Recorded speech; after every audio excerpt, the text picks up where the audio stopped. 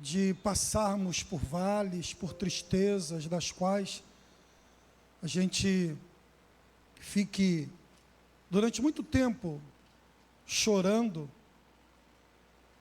E eu quero dividir com vocês um texto no livro do profeta Ezequiel. Pode ficar sentados. Capítulo 24.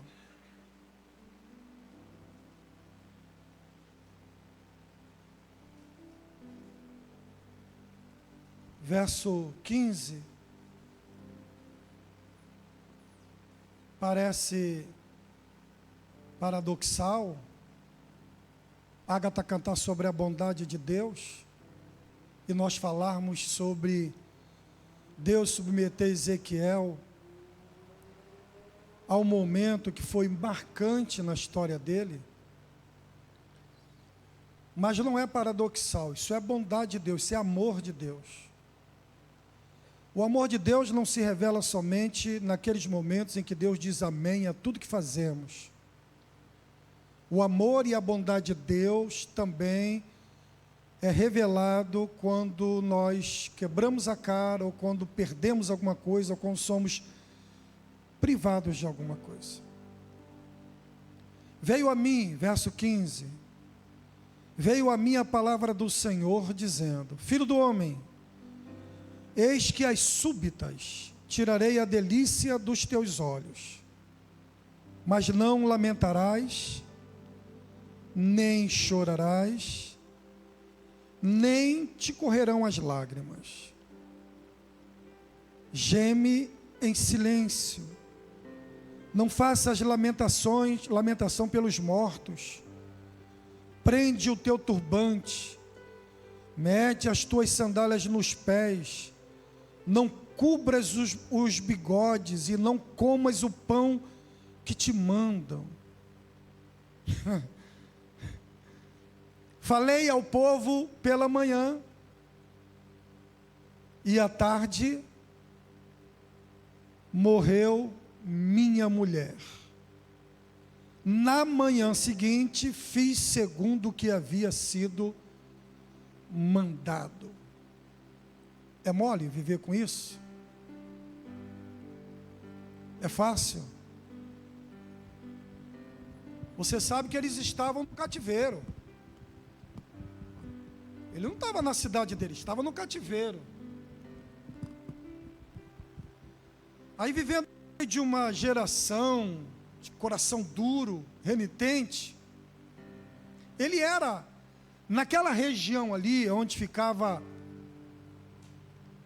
a plebe de Israel, dos cativos, não somente de Israel, mas de tantas outras nações, ele era o farol, ele era o relampejo, ele era a luz. Assim como Ananias, Misael, Azarias e Daniel eram lá na realeza. Ele era a lâmpada daquele povo que vivia junto com ele. Ele era o farol. Ele era a esperança.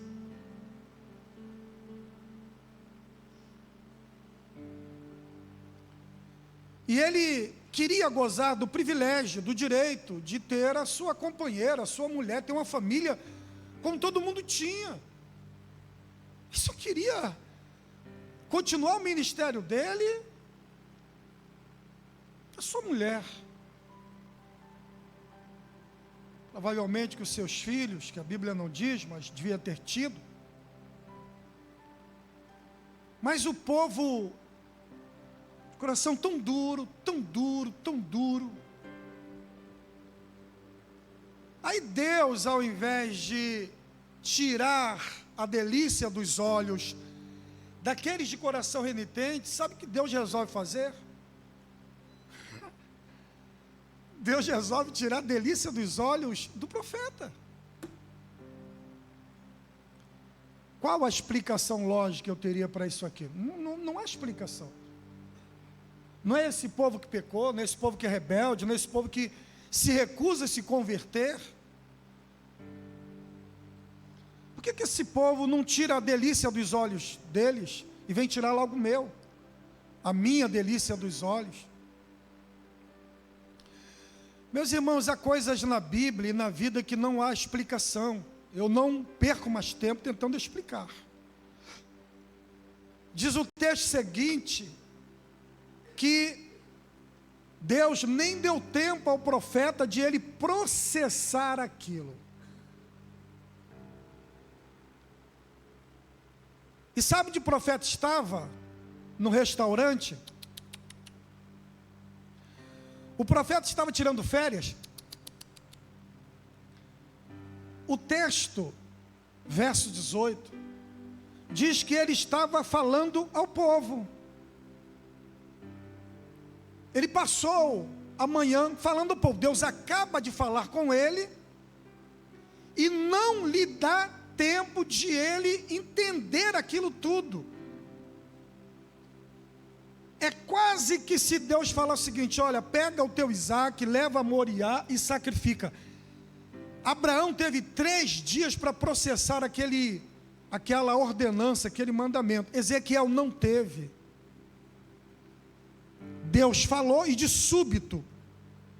Eu acredito aqui comigo, o texto não diz isso, mas eu acredito que talvez ele deva ter dito assim: bom, Deus vai tirar a minha mulher. Só disse aqui que tiraria a delícia dos olhos dele. Bom, se ele tem filhos, e ele é apaixonado pelos filhos, ele podia de repente imaginar: será que são os filhos? Se ele tem mulher e é apaixonado pela mulher, talvez ele pudesse pensar: quem sabe não é minha mulher? Eu sei que era alguma coisa que lhe provocaria luto, porque Deus disse: isso vai te abater, isso vai te afetar. Mas talvez ele imaginasse o seguinte: poxa, o Senhor Jeová falou isso, não é? Eu não vou ficar preocupado não. Quem sabe eu não encontre favor diante dos seus olhos e ele se compadece de mim. Ora, enquanto eu espero a desembocadura de tudo isso, nada me é melhor do que eu fazer aquilo que eu sempre fiz, com grande desenvoltura, que é o quê? Pregar ao povo, como eu estou pregando aqui.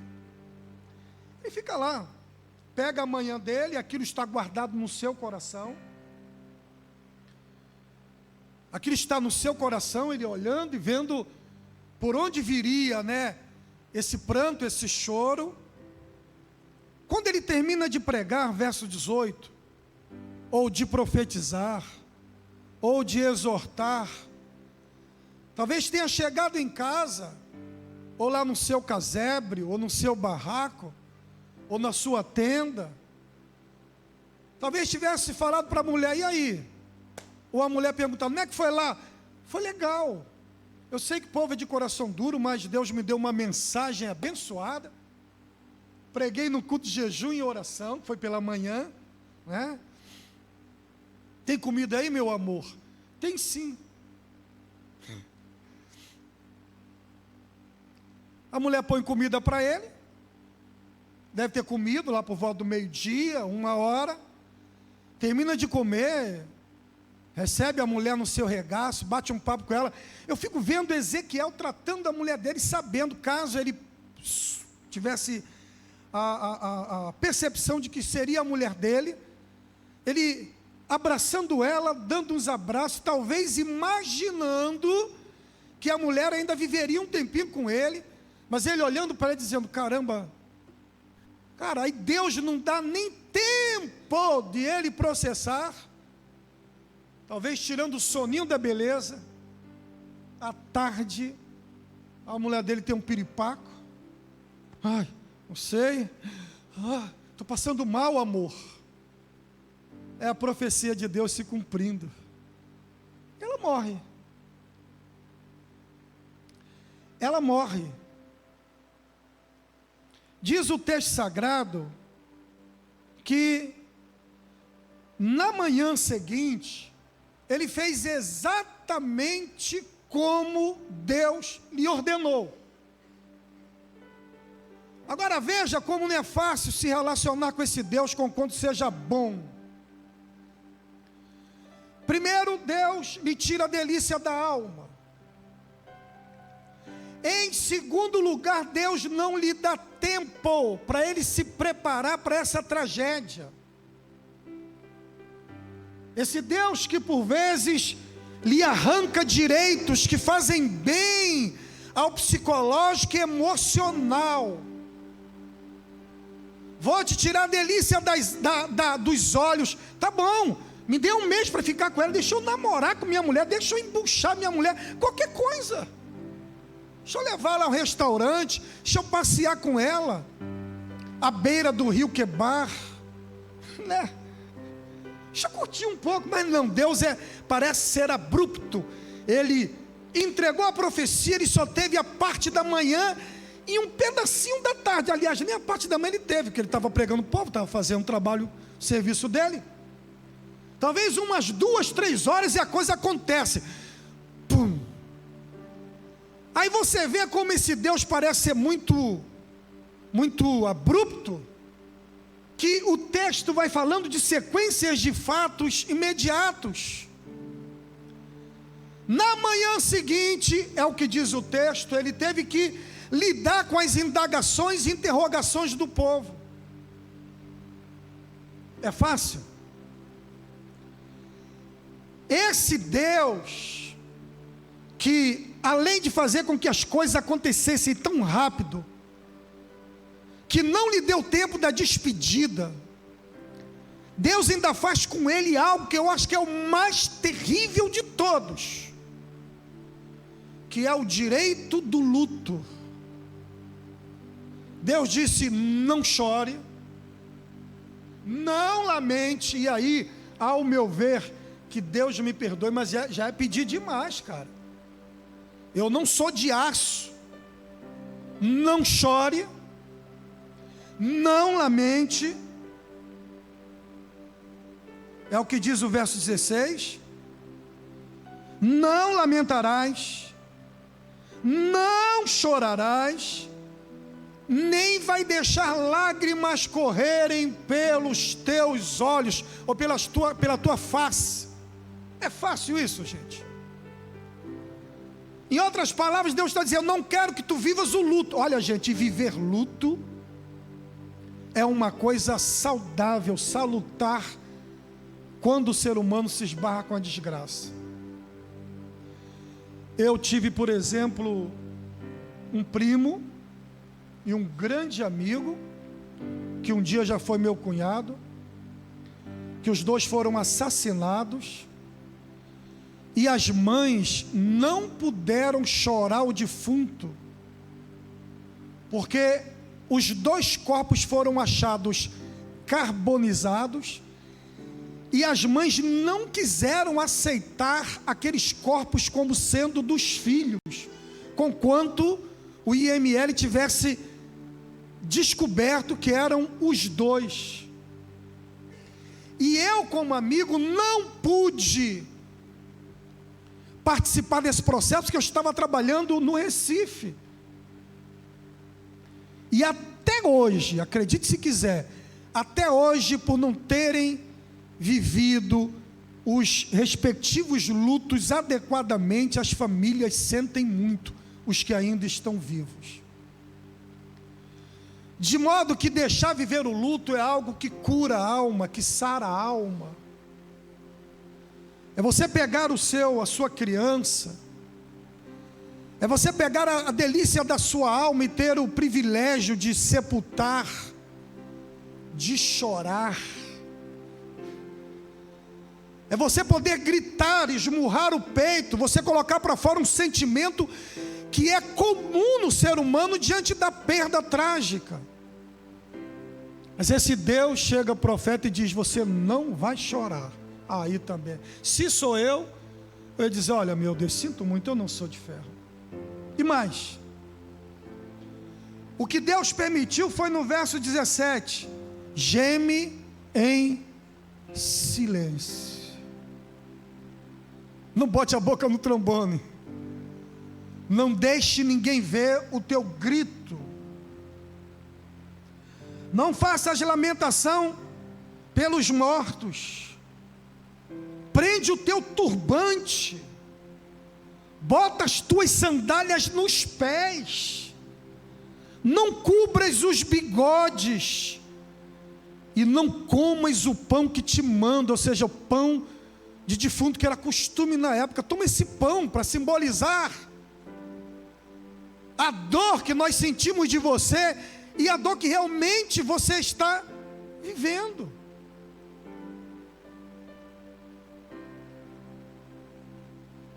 E diz o texto sagrado que ele fez, foi seguramente a mais dura pancada que Ezequiel tomou na vida, e a mais dura missão que ele recebeu a fazer.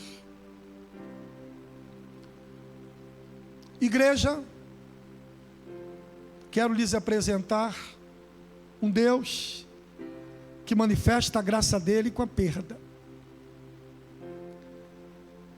Igreja, quero lhes apresentar um Deus que muitas das vezes contraria-nos, privando-nos de benefícios que Ele colocou inato na própria humanidade.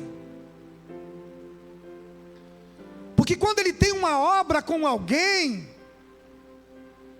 muitas das vezes é exatamente esse alguém que sofre as dores por aqueles que não querem absolutamente nada. É normalmente a mulher que sofre pela estupidez do marido. É normalmente a mãe que sofre pela estupidez dos filhos. É normalmente um pastor que sofre dores viscerais pela falta de empatia de uma igreja. Quero lhes apresentar um Deus que dá. Mas eu também quero apresentar-lhes um Deus que quando Ele quer, Ele tira. Se Deus te dá uma empresa sólida, mas se Ele quiser, faz tudo desmoronar. E quando Ele diz, não chores, não lamente, Ele fala isso não é porque Ele quer te adoecer, Ele só quer saber onde está o teu tesouro. Quem é o mais importante para você? É isso que Ele te deu? Ou é Ele? Por exemplo, eu de vez em quando me pego pensando, né? Cada vez que minha filha pega o avião, avião é o mais seguro do mundo. Carro não é tão seguro, mas já teve carro meu que deu defeito, eu parei para consertar. Como é que você para o avião lá no alto? Gente, deu um problema na turbina, vamos parar aqui num posto que tem aqui, no bunker que tem aqui no céu? Tenha. Olha a minha filha, por quem eu tenho um grande amor, e às vezes fico pensando, poxa, Senhor, eu não tenho do que reclamar, porque até hoje o Senhor nunca me deu uma missão dessas, de eu ter que perder a delícia dos meus olhos. Hoje, por exemplo, eu tive que dar um tapinha no meu filho, né? Meu filho, quando você olha assim, pensa que é um filho de 15 anos. É um filho de 5 anos. De vez em quando quer botar o dedo na minha cara. E hoje eu extravasei toda a minha ira. Hoje eu arrebentei ele. Pode nem falar isso aqui tudo, né? Lá dei uns tapas nele. Uns tapinhas. Já fui para o gabinete lá ficar sozinho. A vontade de chorar, meu Deus do céu, porque eu bati no filho. Para educá-lo. E às vezes a gente olha assim e diz, meu Deus, dói mais na gente do que nos filhos. Mas às vezes foi exatamente esse tapa que eu dei no meu filho, que eu falei, meu Deus, se tu me pedires a delícia dos meus olhos, eu digo que te amo, Jesus, mas se um dia tu falares para mim, me dá o teu filho, Aldemir. Como que eu vou assim como Ezequiel? Toma, sabe o que eu vou dizer para ele? Senhor, me dá um ano para eu curti-lo. Deus fala de madrugada comigo, eu venho para a igreja, prego, como eu preguei hoje de manhã, e à tarde meu filho morre. Imagine como é que eu não ficaria, gente. Talvez eu nem voltasse aqui à noite. Aí vem Deus me pedir, não chore. Que não chore o quê? Eu vou gritar para todos os lados, esmurrar o peito, rasgar as vestes. Eu vou dizer: Deus, eu não sou de ferro. A grande questão não é se eu vou chorar ou não, que Deus me livre disso, e que Deus também te livre disso. A grande questão é se eu não vou sair por aí murmurando de Deus.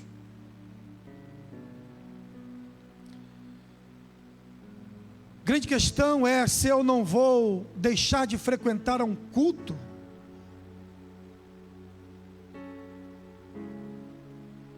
E congregar. Porque se muitos deixam de congregar por uma provinha que passa, ainda mais uma prova dessa magnitude. Quantos aqui teriam estrutura para, numa sepultura de um filho que morreu abruptamente, ainda conseguir dar glórias a Deus?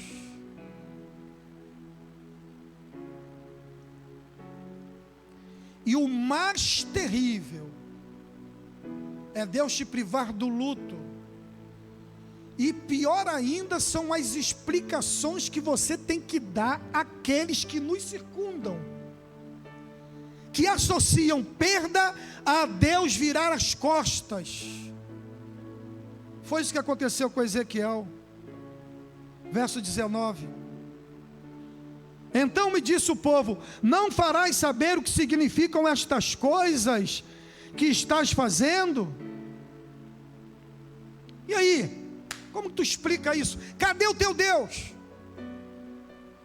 Onde está o teu Deus que livra, que guarda, e permitiu o ladrão entrar na sua casa enquanto você estava congregando? Onde está o teu Deus que te virou as costas, que te esqueceu, que permitiu que esse marido fosse embora, que essa mulher te traísse, te abandonasse, levasse tudo que é teu, essa doença que te consome o corpo? Me explica.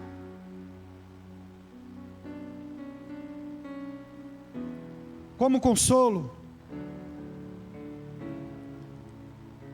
o verso 20 mostra que Deus não te abandonou. Você que está aqui essa noite, experimentando talvez o pior da sua existência. Verso 20. Eu lhes disse, a igreja: olha, eu estou perdendo. As coisas não estão andando como eu gostaria de andar, que estivessem andando, mas Deus ainda abre a boca para falar comigo. Se Deus que está aí, é um montão de gente que não perdeu nada, e eu perdi muita coisa, mas eu ainda ouço Deus falar comigo. Isso é um tesouro, meu. Isso aqui é um tesouro.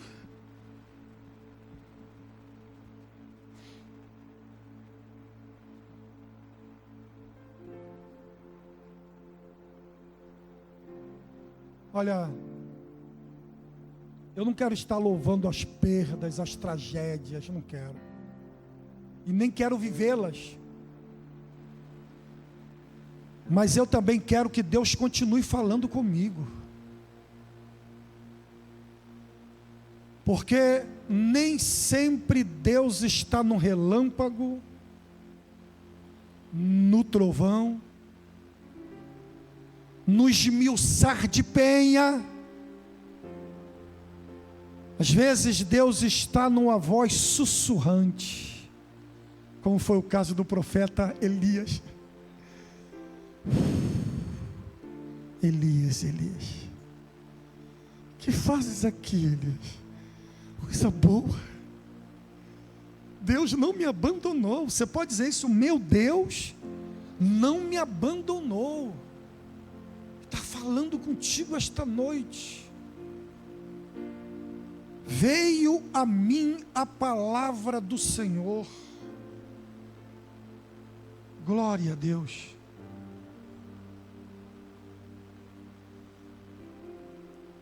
Primeiro, quero dizer para você que Deus não te abandonou, porque Deus ainda fala contigo. Deus ainda te visita na madrugada. Deus ainda te faz entender que Ele está no domínio e no controle das coisas. Deus ainda diz para você que o que você perdeu à vista dos homens, mas à vista dele você tem acumulado um tesouro no céu.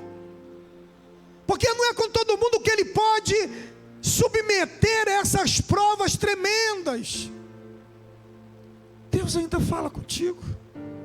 Você ainda ouve Deus falar ainda? Você ainda ouve mesmo Deus falar contigo? Glória a Deus.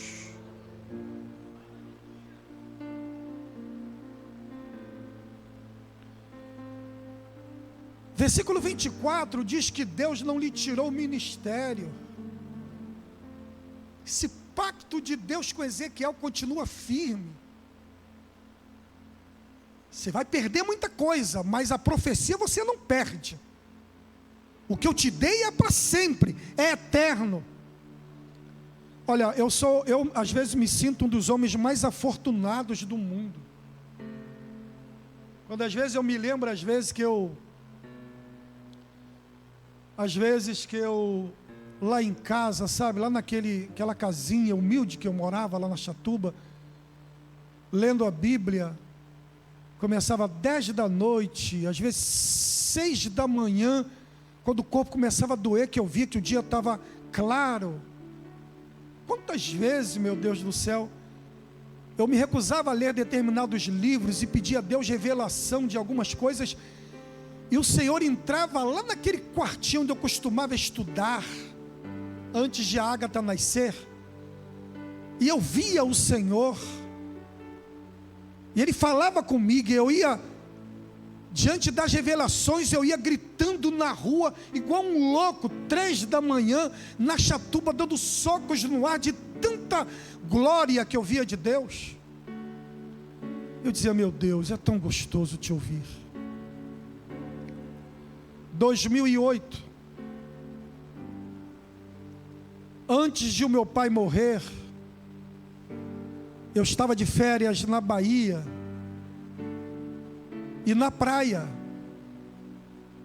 lá na praia de sunga, tomando banho, Cláudia de biquíni, me abanando, com uma pena de ganso, e eu me sentindo um sheik árabe, na praia, gente, cheio de gente nua. Eu também estava meio pelado, sentindo aquela maresia gostosa, sob aquela barraca. Eu ouvi o Senhor dizer, vou levar teu pai. E eu falei para ela, Cláudia, Deus acabou de dizer que vai levar meu pai. Sério? Eu falei, vai levar meu pai. Isso foi em janeiro. Tivemos o retiro de carnaval, fomos para o carnaval, e eu dizia para ela, Cláudia, Deus de novo afirmou que vai levar meu pai. Quando chegou início de março, fomos em Nova Iguaçu. Quando estávamos voltando, minhas irmãs me ligam, olha, papai foi internado. Ele tinha um medo de morrer e me pedia, meu filho, não deixa eu morrer não. Fui para casa, falei para a Cláudia, meu pai não sai mais de lá. Acordei no dia seguinte, tomei banho, botei uma roupa confortável, como de costume desci. Esse tempo morava lá em Sulacap. Fiquei lendo a Bíblia e o Senhor falou: é hoje. Tinha que ir para a igreja, ministrar escola dominical. Eu sou tão apaixonado pelo meu pai, que aquilo estava me doendo. E eu lendo a Bíblia e chorando. E teve um momento que eu estava lendo a Bíblia, o que eu vou dizer aqui, muita gente não tem estrutura para ouvir. Eu lendo a Bíblia, pelo canto do meu olho, eu vi o Senhor em pé, lá na sala da minha casa.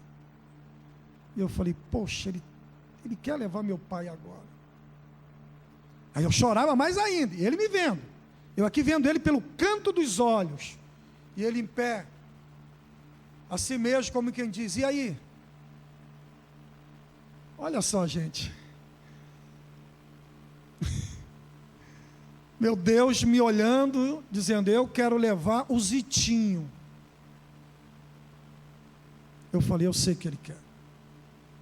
Fechei a Bíblia em prantos. Dobrei os joelhos. Quando eu virei para lá, ele já não era mais visto. Que eu dobrei o joelho e tornei a vê-lo pelo canto do olho. Ficava olhando assim, que eu não sou bobo. Ele sabe que eu não sou bobo. Que eu assim olhando para ele lá em pé. Sem me dizer uma única palavra, eu sabia que eles, por favor, não se escandalize. Não é uma experiência individual que deve servir para o coletivo. Mas ele dizia comigo: e aí? Vai deixar eu levar ou não? Claro que muita gente vai dizer: oh, que heresia! O Criador perguntando ao servo dele se pode levar. Não era esse o sentido.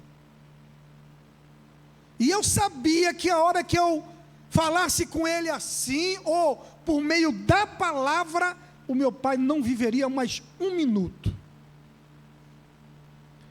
E eu tive que, de joelhos dobrados, olhando pelo canto dos olhos, ele só me olhando, como se estivesse me indagando.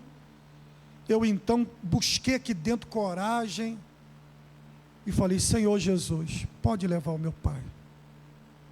Leva o meu paizinho. É melhor do que ele se perder. E chorei.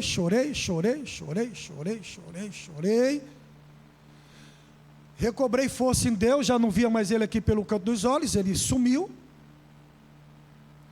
Recobrei forças, sentei novamente, peguei a Bíblia e já não conseguia mais prestar atenção em nada. Cláudia desceu. Quando ela desceu, o que acontece com o telefone? O telefone toca. Quando o telefone tocou, eu falei: pode atender que meu pai morreu agora. Ela pegou: alô? É? E olhou para mim. Eu falei: diz aí se não morreu. Ela falou: acabou de morrer. Fiquei assim pensando, falei: pô, é brincadeira, né? Assim, conversando, isso aqui negócio, de vez em quando a gente fica meio abusado com Jesus, né? Jesus não pode dar muita liberdade para a gente não, que a gente fica abusado, sabia? Fiquei assim: pô, não seria melhor ir curar e converter, fazer dele um homem fervoroso? Mas Deus tem os seus caminhos. Estive lá no hospital, fui ver meu querido pai, meu herói, meu super-herói, aquele homem forte, que nos levantava com os dois braços, dois aqui, ele nos levantava, meu herói. Meu pai era capaz de dar a vida por nós. E eu lembrando de toda a minha infância, Roberto Carlos, pintura da casa, todo Natal, deixava para o último dia, sabe? Aquela música que o Roberto Carlos fez para o pai dele, meu querido, meu velho, meu amigo, Lady Laura, os botões da blusa, só vinha todos aqueles shows do Roberto Carlos de final de ano, né? Meu Deus, meu pai. E eu olhei e vi meu pai lá naquela mesa, com algodões aqui no nariz, na boca. Meu Deus do céu. Saí dali. Procurei uma Assembleia de Deus perto de casa, ou perto do hospital, São José. Entrei, pregação, não me lembro o que foi, não me disse nada com nada, aquele negócio de dar oportunidade para um, para o outro, né? Canta coral, canta dueto, canta quinteto, canta sexteto, canta trio, canta solo, canta dupla, canta tudo, né? Que agonia, até que eu saí e vi assim, num cartaz, o texto do profeta Abacuque, os questionamentos dele, e Abacuque pedindo avivamento. Nesta hora veio-me uma mensagem tão profunda, que não tinha nada a ver com o cartaz, só o texto. Eu viajei no capítulo 3, e não me pergunte, eu sei que foi o seguinte, a mensagem que Deus me deu: hoje eu vou trazer a glória dele. E eu fiquei com aquilo durante todo o dia. Conseguimos mover meu pai para uma funerária, ficamos ali. E o pastor que apacentava comigo, ele tinha viajado, e eu que era o pregador da noite, veja só. Lá para as 6 horas da tarde, Cláudio falou: o que você vai fazer? Eu falei: eu tenho que ir lá na igreja pregar. Minha cunhada: não faz isso, tem tanta gente, não faz isso. Eu falei: eu vou pregar. Não li a Bíblia, só li esse texto ali, isso trazendo a glória de volta. Me recordo como se fosse hoje, um domingo. Cheguei lá, já estava quase na hora de eu pregar, o dirigente já estava desesperado, e disse, cheguei lá por trás do púlpito, que a gente entrava por trás, ele disse: o senhor vai pregar assim mesmo? Eu falei: vou pregar. Abri a Bíblia sem saber exatamente o que eu ia dizer, li o texto. Quando eu abri a minha boca, a glória de Deus se manifestou de uma tal maneira,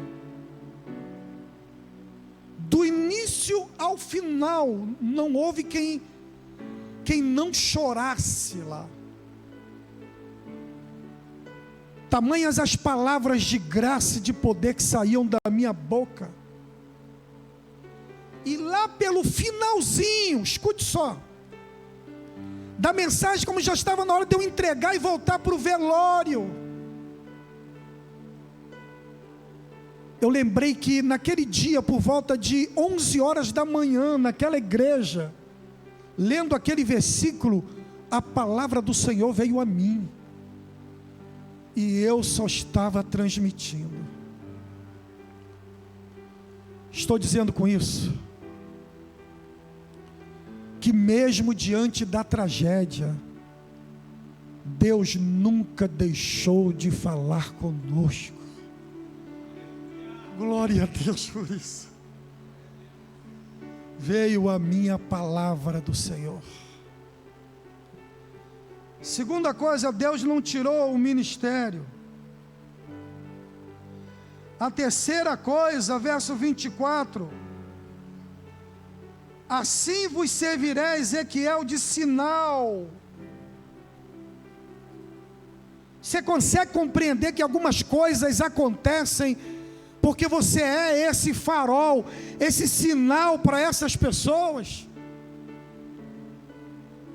Você consegue compreender que algumas perdas vêm, ou algumas coisas desabam, ou o colapso vem, não é porque Deus tem nada contra você.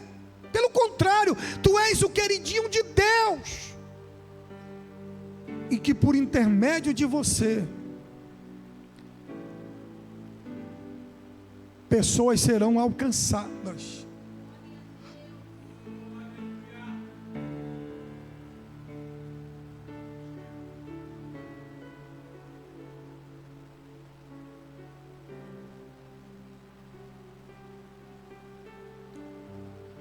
Deus nunca te abandonou e nem vai te abandonar. Ele ainda fala para você. Ele ainda te tem por farol dessa família. Você ainda é coluna dessa casa. E quando eles quiserem entender, talvez por meio disso, é que se possa compreender o que Paulo falou à igreja de Filipos. aos Filipenses capítulo 4. A paz de Deus que excede toda a compreensão humana. Você não está desesperado não, cara. Você não vai descabelar, você não vai virar a mesa, você não vai surtar. Não, não vou. Porque aqui dentro existe a paz de Deus que excede todo entendimento. Cara, mas com esse câncer, com esse câncer. Quer vivamos,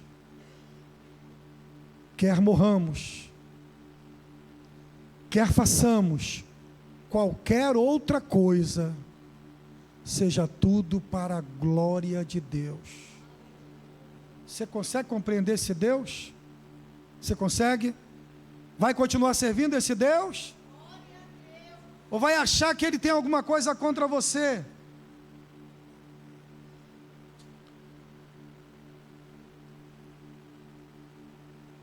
Vai chegar uma hora que Deus vai usar a tua boca para falar dessa experiência com as pessoas. Verso 26, 25. Filho do homem, não sucederá que no dia em que eu lhes tirar o objeto do seu orgulho, porque eles vão passar por isso também. Vai chegar uma hora que eles vão perder também a semelhança sua. Vai chegar uma hora que o colapso vai alcançá-los. E é aí que tu verás o valor de um testemunho. É aí que tu verás o quanto foi importante eu ter permitido que tu passasses por isso. O seu júbilo, a sua glória, a delícia dos seus olhos, e o anelo de sua alma, e a seus filhos, suas filhas, nesse dia, o que vai acontecer? Verso 26, virá ter contigo algum que escapar para te dar a notícia pessoalmente. Verso 27, nesse dia, abrir-se-á a tua boca, para com aquele que escapar, falarás, já não ficarás mudo, assim lhes servirá de sinal, saberão que eu sou o Senhor. Eu estou te dando uma experiência, estou te estruturando com isso, porque um dia isso te servirá de testemunho para gente desesperada. Quando alguém chegar para você e disser, eu perdi meu filho, quero me matar, você vai dizer, eu também perdi, mas Deus ainda continuou falando comigo. Fica firme, não entre em desespero, não surte. Eu finalizo, irmãos, me lembrando de uma menina muito querida. Lá pelo início da década de 90, ela cometeu um absurdo, cuja congregação local e a comunidade local não a perdoou. E ela ficou 1 ano e pouco a fio sofrendo com aquele dissabor. E eu me recordo que no princípio da minha caminhada, eu cruzei com ela, nós nos encontramos em frente a um brisolão, e das vezes que Deus usou minha boca, essa foi uma segura. Eu disse para ela, por que você não se levanta? Por que você não reage? Por que você não vira esse cativeiro? Por que você não sai dessa queda? Ela disse, irmão Aldemir, não é fácil para mim. Eu estou à semelhança de Daniel numa cova com uma pedra e um anel que selou. Falei para ela, mas você precisa sair daí. Você precisa. Se você ficar aí, os leões vão te devorar. E eu me recordo que ela falou o seguinte, por que, irmão Aldemir, que você diz que eu tenho que me levantar? Levando em consideração que ninguém me perdoa, e nunca vai esquecer nada disso. Foi uma queda mesmo que ela sofreu. Sabe o que eu disse para ela? Isso foi princípio de 90. Eu disse para ela: você precisa levantar, precisa pegar essa experiência e guardá-la contigo, porque um dia Deus vai colocar alguém no seu caminho que viveu a mesma coisa que você, e que você vai aconselhar essa pessoa. Escute bem, mas eu falei com tanta autoridade. Já vê aquele período que você está com, né? Está cuspindo fogo, né? Tem período que você não pode se ver uma madeira, você cuspir e pega fogo. Eu disse para ela com tanta autoridade: Deus vai te colocar para aconselhar uma jovem. Era um garoto de quantos anos? 20 e poucos anos de idade, 20, não sei. E essa pessoa vai fazer um escândalo tão terrível. E você vai aconselhar, e ela vai fazer igual você está fazendo comigo. Ela vai dizer o seguinte: você fala isso porque não aconteceu contigo. Queria ver se tivesse acontecido contigo. É aí que o Espírito Santo vai te dizer que chegou a hora de você trazer à memória esse momento. E você vai dizer: já aconteceu isso comigo. E essa tua fraqueza, que hoje é a tua vergonha, um dia Deus vai usar como farol para levantar uma pessoa. Nada melhor do que o tempo, meus irmãos. Você pode repetir isso? Nada melhor do que o tempo. O tempo passou. 1 ano, 2 anos, 10 anos, 20 anos, 30 anos, 30 e poucos anos. Aconteceu agora. Aí o Espírito Santo a lembrou: meu Deus, foi muito bom ter passado por aquilo para salvar uma alma. Olha o que está dizendo: você vai dizer àquele que escapar, algum que escapar, para te dar a notícia pessoalmente, nesse dia, verso 27, vamos ler comigo?